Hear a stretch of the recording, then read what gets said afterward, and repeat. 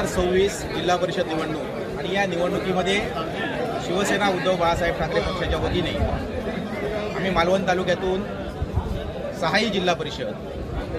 आणि 12 पंचायत समिती या सर्व जागा या ठिकाणी निश्चितपणे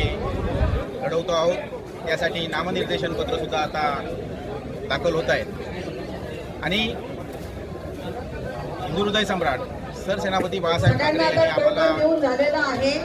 ही शिकवण दिलेली आहे की लढणाऱ्याला यश येतं आणि तेच यश मिळवण्यासाठी प्रत्येक कार्यकर्ता या ठिकाणी या मैदानात उतरलेला आहे। आज गेली 5 वर्षामध्ये मला ज्याप्रमाणे या मालवणचा प्रतिनिधी म्हणून काम करण्याची जिल्हा परिषदेमध्ये संधी मिळाली, तीच संधी माझ्या सहकाऱ्यांना पंचायत समितीमध्ये जिल्हा परिषदेमध्ये मिळावी यासाठी अहोरात्र मेहनत घेऊन जनतेमध्ये जाऊन आपल्या जनशक्तीच्या जोरावर या ठिकाणी मतदान मागण्याचं काम या ठिकाणी आम्ही आमदार वैभवजी नाईक साहेब असतील, सन्माननीय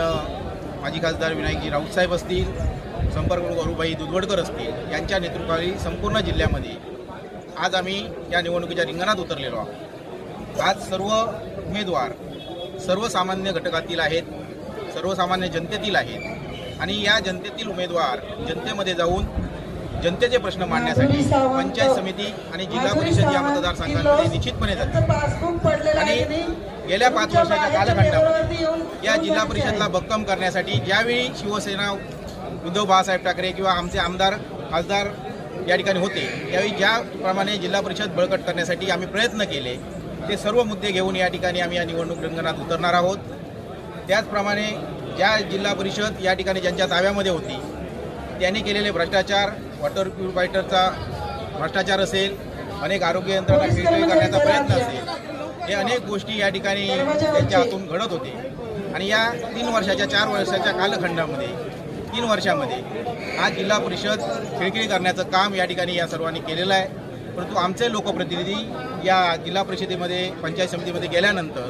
सर्वसामान्य लोकांची कामं होण्यासाठी त्याच ताकदीने लढतील आणि त्याचसाठी सर्व शिवसैनिक, सर्व ग्रामस्थ, सर्व त्या विभागातील जनता यांच्या आशीर्वादाने आम्ही या निवडणुकीला सामोरे जाणार आहोत।